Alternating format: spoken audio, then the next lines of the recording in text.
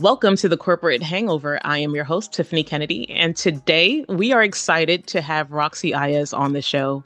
Roxy is a multi talented front end developer, and she is the creative force behind Paper in the City Shop, which is a South Asian greeting card company that's all about bold, bright, and expressive designs.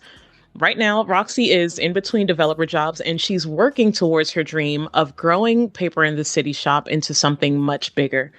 She's here to share her thoughts on how the 9 to 5 system can sometimes stifle your creativity, and it can sometimes really just hold us back from achieving our creative dreams and sometimes our financial freedom. So, if you've ever felt stuck between chasing your dreams or the stability of a paycheck, this conversation is for you. I'm going to also tell you something. You're probably also going to want to check out her shop on Etsy. It's paperinthecity.etsy.com. So go over there, see her amazing work. And I think with that said, I don't want to take too much of the glory away from you, Roxy. Welcome to the show. Thank you. Thank you for having me.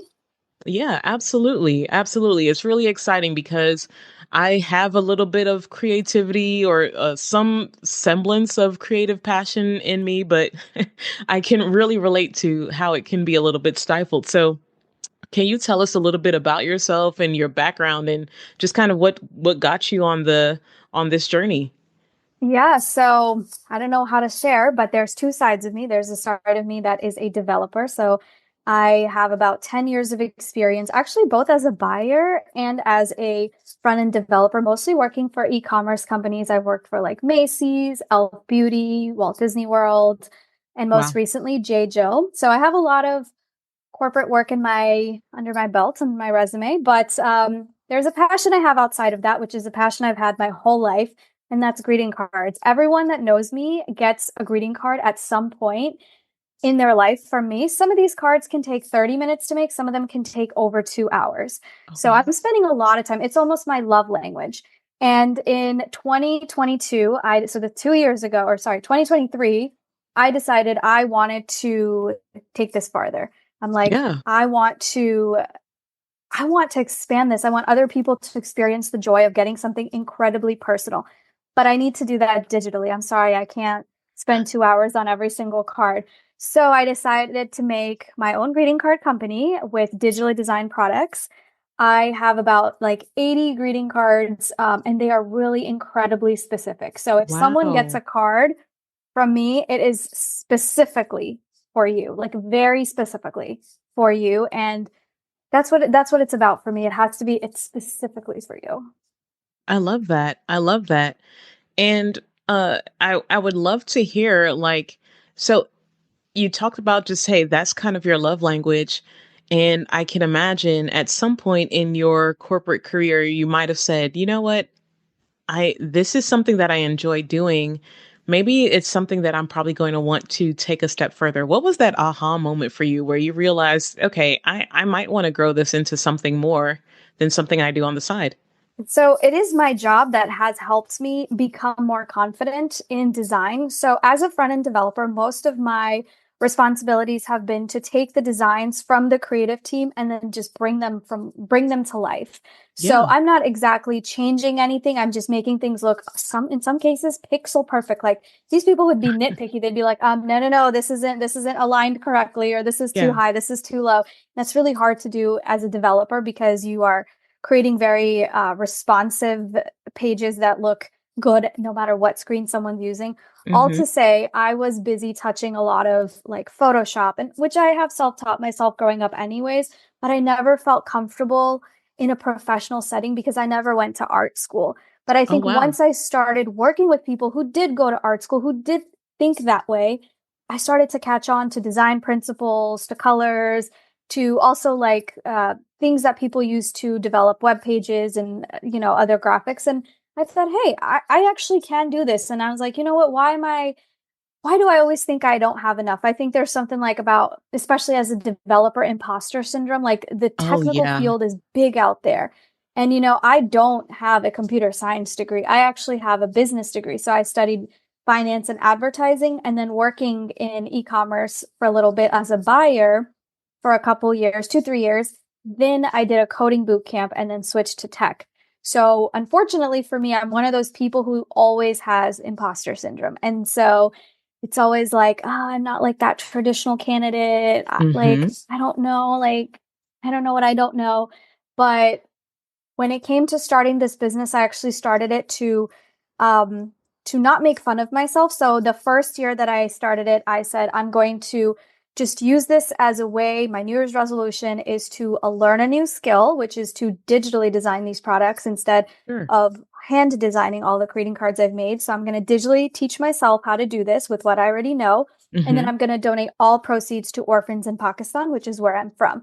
So Oh, I was like, wow. you know what? If anyone wants to give me a pity sale, I'll take it, because the last thing I wanted with my imposter syndrome is somebody to tell me that, oh, this isn't aligned correctly. These colors you picked are not it.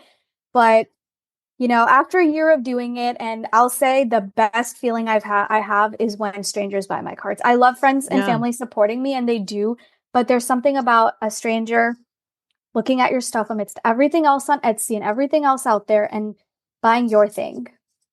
That's the biggest flex out there to me. I'm gonna say that number one, imposter syndrome, 100%. I get it because you always feel like there's something lacking in you. And a lot of times we just kind of build this up in our head, and we are always our own worst critic, and we tell ourselves you're not as good as the person next to you, you're not as fast, you're not as smart, you're not as whatever. You can plug in any word. And most times it's just kind of us standing in our own way. Yeah. And for you to not only take that and say, you know what, I'm going to take this thing that I struggle with, and I'm going to essentially turn part of this into a positive too. And the work that I make, regardless of whether or not I feel like an imposter, number one, I'm going to just leverage the tools that I have available. And I'm going to sit in on those conversations. I'm going to shadow. I'm going to watch other people. I'm going to, pick up pieces where I can, and then turn around like your taking your proceeds and then donating that to a charity or to people that are in genuine need. It's just kind of like it feels like it breaks down part of that too, right? Because now you're giving yourself the permission to do or to just go into the mode that you're most comfortable with, because at the end of the day, there's a positive outcome from it.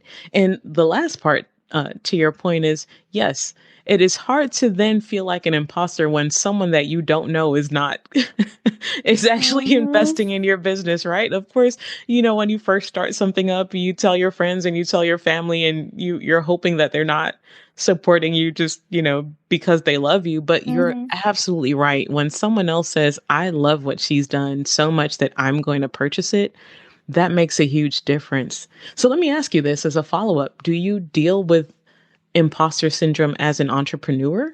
Have you found any part of that leaking or carrying over into this part of your life? Or has it solely been in the course of working as a front end developer?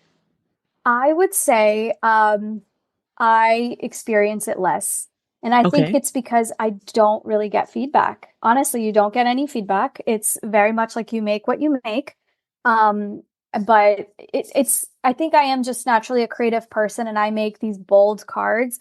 Hmm. So there isn't really anything like the way that I've made things out there. So I absolutely don't feel like an imposter. I kind of create them exactly how I want them to be. So Yeah. there isn't someone I'm copying. I think the thing with imposter syndrome is there's a goalpost for you. There's a specific person that you're supposed to be like. It might be a Fair. coworker, it might be somebody else out there that you met like 2 years ago, but you're like, I need to be more like him. Like, look at him moving up every 2 years. And then why am I still here? Why am I not like a senior developer yet? Why am I doing this? But in this case, I have no examples. And Yeah. I think that's good because I'm not beating myself over where I'm at, but I'm also getting to do whatever I want.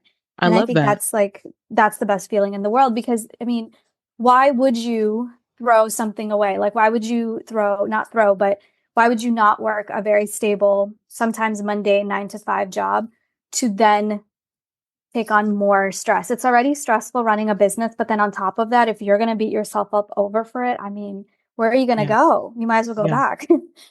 Yeah, 100%. And so you hit on something else that I really like, because a lot of times you'll get onto social media and you'll have someone that tells you, hey, I built this business, this seven figure business in a matter of 3 days, 36 hours. And, Mm-hmm. I'm an overnight rock star. And I think you and I both know that that is not the case, especially as you're transitioning from your 9 to 5 job. Like you just said, you have all that stress. Now you're finding pockets of time at the end of your day to balance life and Mm-hmm. still build on an idea. What are your thoughts on that? What do you think when Yeah. you see like, oh, I built this business in 36 hours?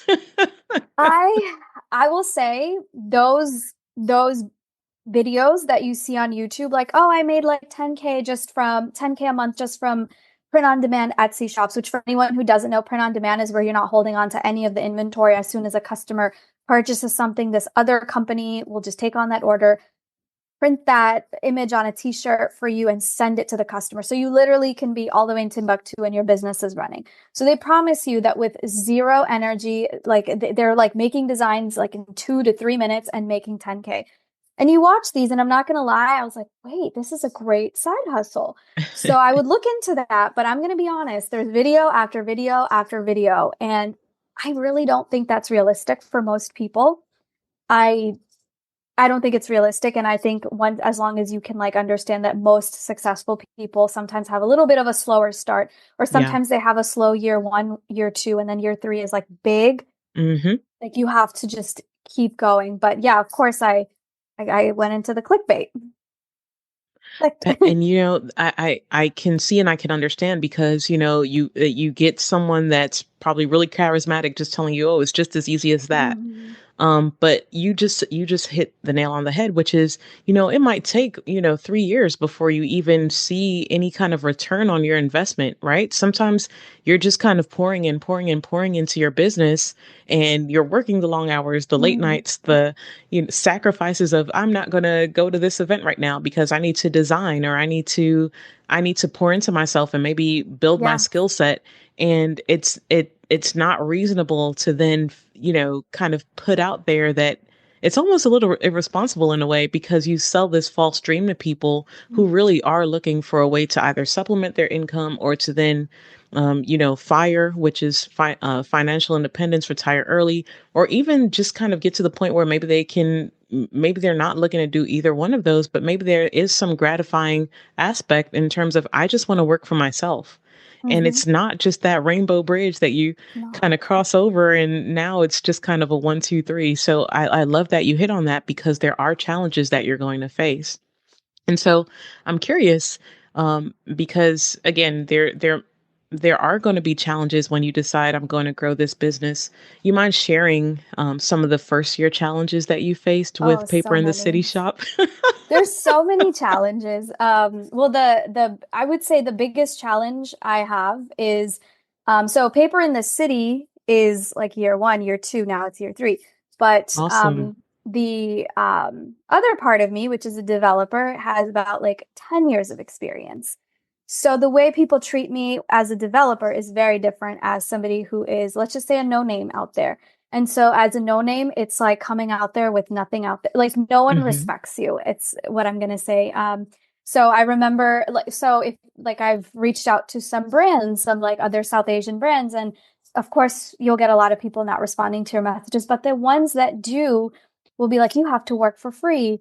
And that's just the situation across the board. And they will very flat out say, well, we have a platform, like, well, we have 300,000 followers, and maybe you can have some of your stuff at one of our events, and maybe you'll get some sales there. And they kind of say that, but it's funny that one of those big brand companies, sorry, that say you need to work for free, are the ones who say, hey, who wants to volunteer for our events? It's a paid opportunity. And they're giving people 75, 100 just to show up to these events and just, help facilitate some mingling. And I'm thinking, wow, the value is so small. And that's what it is. And so you spend all this time coming up with like creating pitch decks, you're mocking up card designs for them, this and that, all for them to often ghost you. That's the Yeah. thing. I've like they'll work and then say, hey, we're going to pivot, we're going to take a break for the summer, and then all that work is gone. Or I remember there was this one time, I reached out to someone. He's he helps Muslim entrepreneurs get to where they need to be. So we Mm-hmm. did a quick call, and he said, "You know what? I have these friends who run like a Muslim mommy podcast. Like you should get on there. Your target market is very similar to their listeners." So I book a Calendly with them, and they Mm-hmm. don't show up every single time, or they cancel every single time. And so I think it was like about the seventh time it happened. And I remember like having my makeup on, just staring at Zoom and no one's showing up. And I Oh, was like, wow. it's very obvious they don't want to do it. It's just like their friend told them, hey, you should connect with Roxy as a guest for you. But the disrespect would never happen if I was interviewing for a front end job, a senior Yeah. front end developer role. That would absolutely not happen. Or that wouldn't happen if my business was called Hallmark or Papyrus. But it's happening because it's paper in the city, something nobody knows. And it's yeah, it's rough. It's full of a lot of rejection. It's almost like you're modeling. And to your point, it's like you have to have that tough skin. But I I kind of want to ask you, so you hit on value, right? And people have to value and respect. And so hmm are there any things that you do differently now to ensure that that vendor or whomever you're working with actually has some skin in the game or actually shows that kind of respect to your business? Or what do you do to safeguard and make sure that your value is protected? So that is a very tough question, but I will Sure. say that my first job out of college, I was a buyer, which for anyone who doesn't know, my first job was at Macy's as a buyer. So I was working, again, still in corporate, but I was purchasing the products that Macy's was selling to all of their customers at all their stores and also on their website. So I had a lot of people find my email, LinkedIn me, my company, my boss, my team that were just like me, no names, just ambitious people. Some of them I'm not ready. I'm not, again, imposter syndrome. I'm not comfortable enough to say to a Target or Macy's, hey, have my stuff because I don't think Mm-hmm. I'm there yet. But there are a lot of people who are kind of like cold calling, cold emailing you. Yeah. And I remember, I'm going to be honest with you, we were not responding to anybody. Not because we were mean, but usually when someone reached out to us, it's so bad. It's so bad. But it's kind of like your first job is the hardest to get once you have experience. Yeah. People trust you. Same thing. One of the first questions that my manager, who was like the head buyer, would ask, where else are you selling? And if they said we're selling at Target, Bloomingdale's, Nordstrom, like any of the competitors, boom, you are like 90% likely to be added on as a vendor Oh, wow. at Macy's. So it's your first step. It's like your first job, it's your first contract, it's your first. And so I know how it is. Like Yeah. that's the question. They're gonna say, "Hey, how many units are you selling a year? How many this, how many that?" But even more important than that, it's, Mm-hmm. "Hey, if the target buyer saw it in you, we see it in you. If the Amazon buyer saw it in you, we see it in you." They don't care how you made it there, whether it was connections, whether you know the CEO, they don't care. And it's just that simple. So I Wow. am aware of like where I stand right now as a company. And I Right take it on. like a champ because, hey, I was on the other side once. Fair enough. And then you mentioned that you have done the work of creating pitch decks for your business. Would you recommend that first year entrepreneurs kind of start there, or what path would you lay out? And it's just we're not holding your feet to the fire or anything like that, but I would love for someone that's looking to enter the creative space, regardless of their background, what are some simple things that they can do to start positioning themselves to have those conversations? Yeah, so I think pitch decks are usually more important for people who are trying to get some type of funding, money, investments. In that Yeah. case, I wasn't. I'm interchangeably using the word pitch decks as in, hey, work with me. These are some cards I designed. These are the specifications of them, the sizes, the quality, like glossy, matte, whatever. Hmm. But I do think that like the true word, the true phrase or creating a pitch deck is for people who are trying to do that.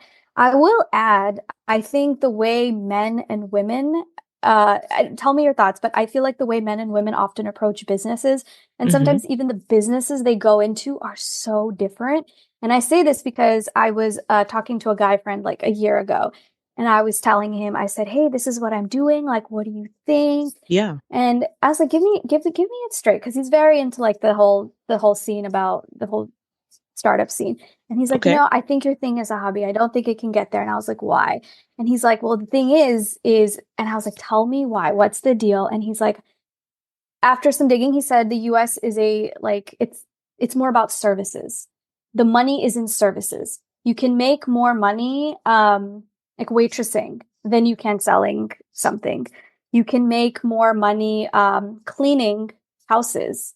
You can probably make 50, 60 an hour cleaning people's houses than creating something like a paper product from scratch that can take a long time to get there. You can probably start cleaning and then start adding on to your team, and just next thing you know, you're this big whole agency. Hmm. And hard to hear, but he is totally right. The US is a service-based economy, and that's where the money's at. And I am more so doing something that's a product. And on top of that, I will also say that a lot of men, I feel like they go into when they start a business, a lot of times they try to get into that startup side, which is very Hmm. different from what I am. I'm in the small business side. Small business, and I hate Fair. using the word small business because it says you're going to stop there. You're always going to be small. But and the startup is like, oh, there's so much potential. The But sky's the my limit. business at this point, I know, of course. And but yeah, the thing with small business is that there's not a lot of help for you out there. So if you look Yeah. into having a startup, which is your product is a technical product, there are so many accelerators that can like really help you take an idea that's kind of at the prototype stage, Hmm. really skyrocket. Like at the stage I am with my small business, if I was at that stage with a startup, Hmm. I would be like 2 years ahead in funding. Like we all see these stories where some guy just created an app within a year. Like there's some guy, he created, I think, Style app within, I think, a year or so.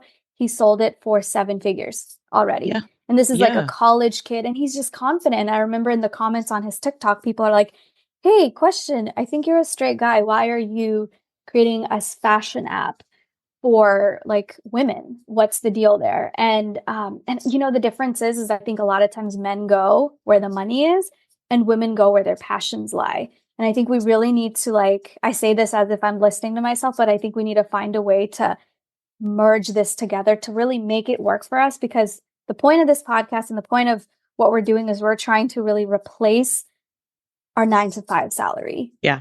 into doing something that we love and are truly proud of what we're doing. We're not, oh, we left money on the table, but hey, we're happy. No, Yeah. we're not. We're not happy. We're not happy if our sales are 5K a year, but we used to make like 6 figures. That's not, That's fair. there's a part of us that isn't going to feel good. That's like we live in a capitalist society. The way people look at you when they interact is often, hey, what do you do for work? That's the second Yeah. question. And yeah, sure, if you say, hey, I started Meta, don't worry, you don't have to be a corporate guy anymore. But Yeah. if you'd say, oh, I have this, like it's got like a couple hundred followers, no. Yeah. Like Yeah. it's not as impressive as People saying, don't, hey, yeah. I'm a lawyer, I'm a this, I'm a that. Exactly. And you made a good point, and I think this is something I would love to dive into. I'm not going to present myself as the expert in any way, shape, or form, but I do think there is a difference in the way that men and women approach even corporate America, right? Like I would dare say I feel very confident that I can ask maybe 10 women in a room and say how many of you have dealt with imposter syndrome. And I think the overwhelming majority would say that they have questioned whether or not they belong there, whether or not they're capable, Mm-hmm. whether or not they're competent. I've and to the men there out there listening, this is no way a bash against you. It's just kind of having that discussion. If I went into another room and asked another 10 men, I dare say many would probably have the approach of, no, I deserve this and then some. Right. And I wonder also too how much it has to do with how we were brought up. I come from a Caribbean family. And so there are things I've said even as a young child of, hey, here's what I want to do when I grow up. And it's kind of like, no, you're going to funnel you into this, or, you need to Yeah. be not even no joke or anything, no, that's, you need to probably be focused on when you grow up and get married and have children. And it's just kind of like, yeah, Mm-hmm. but it's good to dream. And so even Mm-hmm. those kinds of experiences shape whether or not we think we belong in a specific room or a situation or a circumstance. And that is such a good point. Another part about it too is kind of, yeah, going where the money is. And I dare say sometimes it comes down to even knowing what those resources are and where to go. Because as a entrepreneur and really as a solopreneur, if we don't want to use the term small business, you're wearing so many different hats, and you're wearing Yeah. you're wearing the hats. You're performing so many different things. You're learning so many different things. How to do this, how to do that, how to keep the business afloat. That it's kind of like now it's one more thing that you need to go and figure out. If you don't have those people around you or those resources around you to help shape what that trajectory of your business should look like. So that Yeah. is absolutely a great point, and I'm glad that you made. Yeah, I was just looking at this like local Facebook group I'm in, and Yeah, Pilates is big these days. So I remember the other day someone said, and it was of course the guy, "Hey, I'm opening up a Pilates studio. We're looking for an instructor, a manager, this and that." And I'm just thinking, do you even know Pilates? Have you even taken a single class, or do you just know the money's in there at this particular moment? he's like, no, but I And stayed at a Motel 6.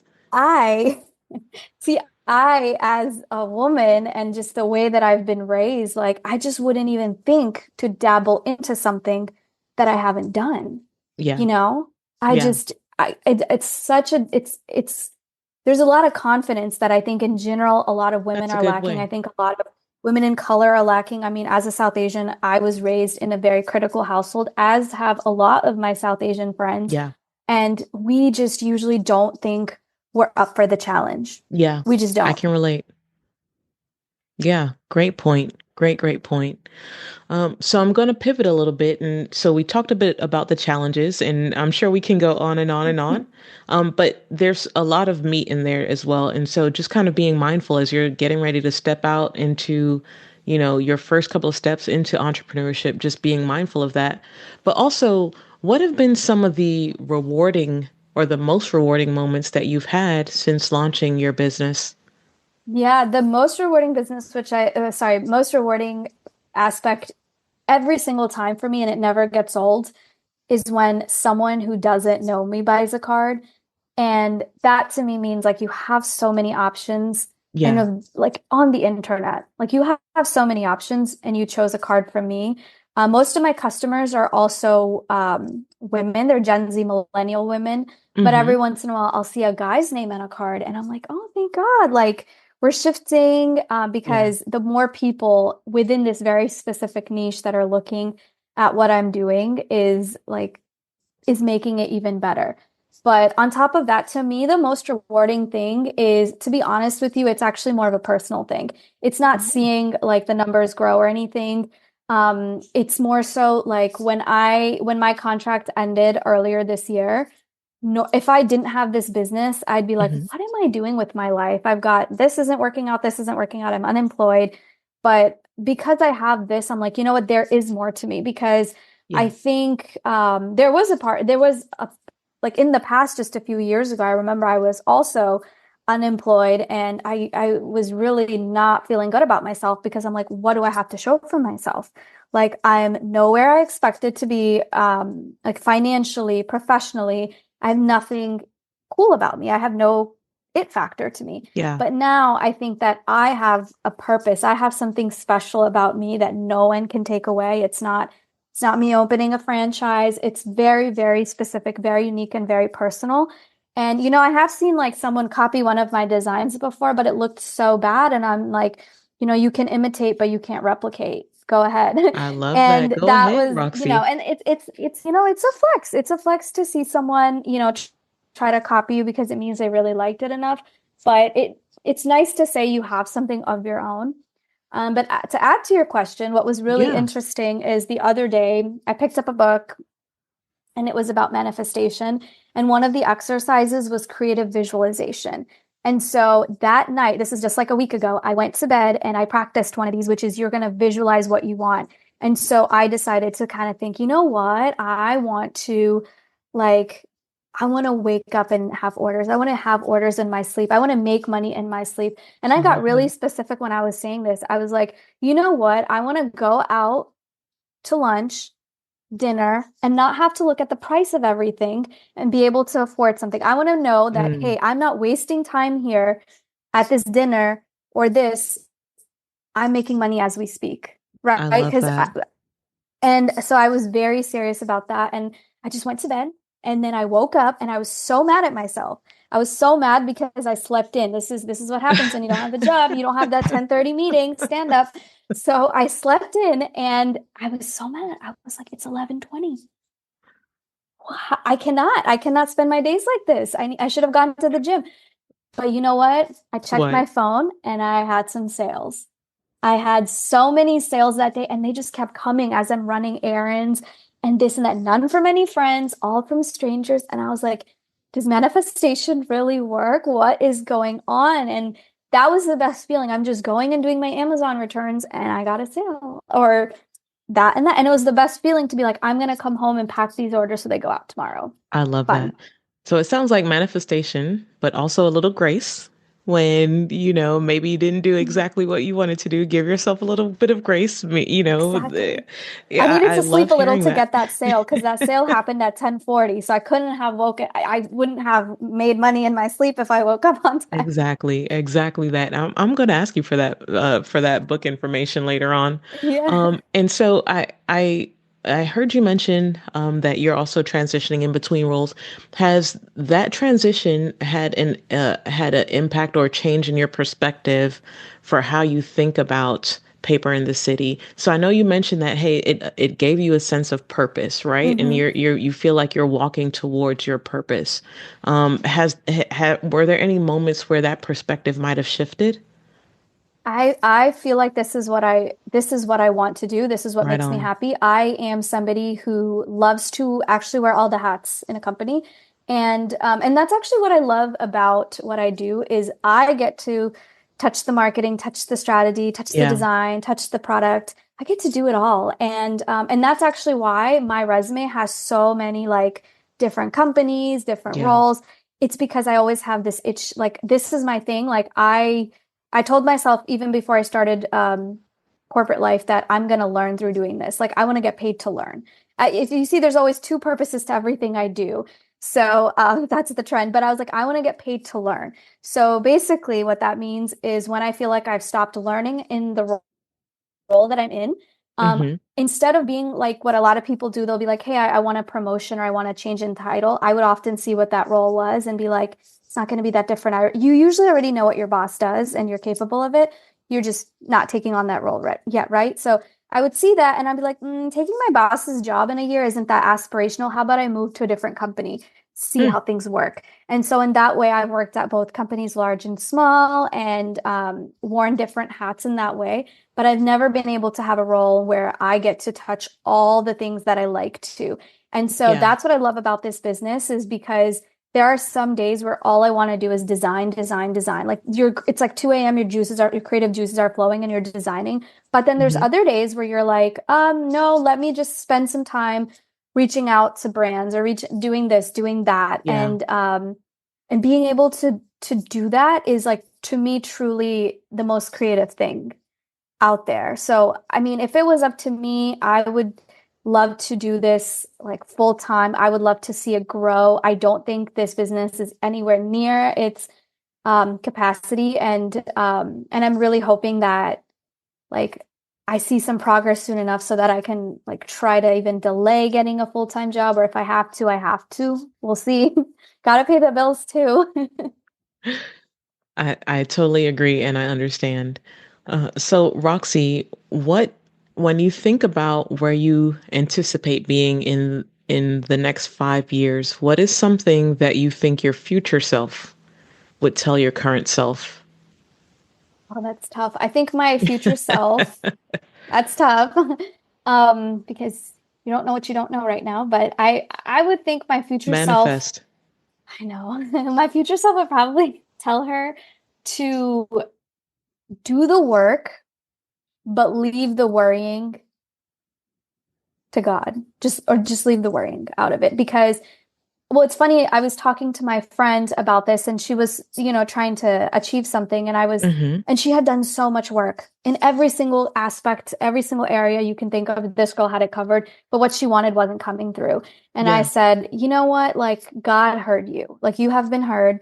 You are doing everything at max capacity. Yeah. Spend your time doing that and don't spend time worrying. And so it's funny, like sending her that voice note the other day made me think I need to implement that too. Who am I? Some guru who practices not what she preaches.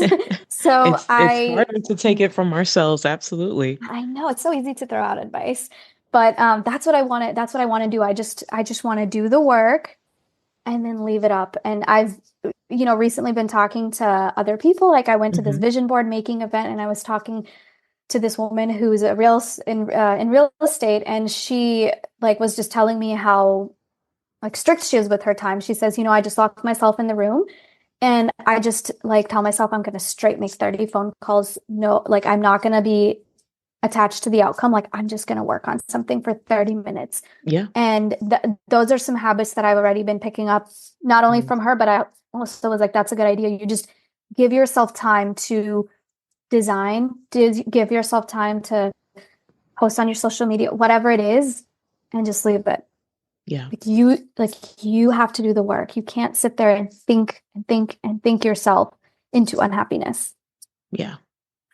I love that. It's kind of like you can see where you need to be, but you also have to take the action, right? Like thoughts Yeah. without action, it's dead. Faith without action is dead. And so Hmm. I love that. I mean, I feel like I'm just picking up just a little nugget here and there as you're speaking. And it's as much as you're saying it for yourself, I'm getting something from it as well because we always have to just remember it's the consistency. It's just taking those steps forward and forward. And even though you might not see anything right this moment, you don't know the minute that you decide to walk away from your passion or from your vision, it might just be that one additional step that you needed to take that you Yeah. didn't. And that right around the corner is the valley, the meadow, and it's Yeah. green and lush, and you just didn't take that step. And so the consistency, like you said, is really what matters, and just keep pushing forward. So you mentioned that you like to learn, you like to get paid to learn, Hmm. but what is something or what's the most important lesson that you've learned since starting Paper in the City? I learned that resilience is the most important thing. I did, get into making an Etsy shop and making and designing digitally, I'll be honest, because of those Hmm. clickbait videos that are all over TikTok and YouTube. Yeah. But I learned very early on that that's not really how it works. Yeah. And I really think, however, the more time I spend on my business, the more like return I see. And it's something I'm still at the moment trying to figure out. Like, do I need to make more cards? Is there a card out there that people are looking for that I'm just missing the mark? Hmm. Or is the strategy supposed to be something different or something else? And that's kind of like where I'm kind of struggling. Yeah. The thing is when it's just you, you're very attached to it, especially when it's a creative product, like when Yeah. it's writing or art, you take criticism a little personally. You It's your take, baby. you're living in it, you're living in it. And so you don't see what someone easily in 5 minutes could hear about your business and be like, why aren't you doing that? And you're like, oh, I don't know. Yeah. I was too busy making a TikTok about my business. Like, so you just, I don't know. That's the thing. You don't know. Yeah. Yeah. Well, Roxy, it's been a pleasure speaking with you. If there's one parting word that you can leave with listeners that are thinking about starting their journey, what would it be? I would say, from my experience, if you don't take a risk in your design or your execution of the plan, you may not get anywhere. And I say this because when I first started out, I was trying to figure out which cards would work for me. And of course, I'm the person who makes whatever she wants to make and Hmm. other people can go buy it. But there was a point where I was like, let me expand my collection, let me expand the assortment. And so I went on Etsy and saw what other people were making. Like, for example, wedding. Like, so there's a lot of traditional, like Western American wedding cards out there. So I Hmm. said, let me take this and make like a little tweak to it because this is the bestseller on Etsy. Let me just make it South Asian. Guess what? That was What? not the bestseller for me. Okay. And so copying or whatever you want to call it doesn't work for me. Same for so yeah, so just because it works for someone else, it probably won't work for you, especially if your audience is incredibly like different and very diverse. And Yeah. I will also say, even in my experience, like when I've made TikToks for my personal account before, Hmm. every time I tried to play it safe, or every time I kind of like, it's not even copy, but it's like a lot of Yeah. creators, they copy each other. But anytime that I said something that was already said, it wouldn't have like, it'd be like, what do you mean this girl said the same thing I'm saying, but nobody cares to hear me say it. And you know what it is? Like the more out there you are, whether it's with your designs, with what you're saying, your opinions, your actions, I think the more people resonate with that, especially I think as a small business, like you are already kind of buried in there. Yeah. You have to shine. The way that people like pick that card or pick that is if you're really standing out because there's a lot of noise. There's a lot of people that are, I don't, not to be mean, but at your level. And so how do you stand out? You have to really speak to someone's soul, and that has to be a very specific way. And the only way that you can do it is not by copying. Because the thing is if you're copying, they're just going to get it from the top listing on Etsy. Exactly. They're not going to get to the point where they see your version of that card, your little Exactly. twist where you made it red and pink and she had it blue, baby blue and white. It's not going to work. And to your point, it's what makes you uniquely you. Same thing like when you're in your everyday role, right? We have something called your proposition. What is Hmm. it that you are going to solve for that customer? And being your genuine to yourself is a great first step. A Hmm. great first step. Well, Roxy, Absolutely. why don't you tell us where we can find you? So you can obviously go to my Etsy shop, which is paperinthecity.etsy.com. Then I have an Instagram account, which is at Paper in the City Shop. And then you can also find me on TikTok with the same handle, which is Paper in Awesome. the City. Awesome. Well, thank you for being a guest on our show today, Roxy. It has been a pleasure speaking with you. And I'm definitely wishing you all the success. You're going to manifest it, you're going to walk into it with your business. Thank you. Thank you so much. You're welcome. It was great chatting with you. You as well.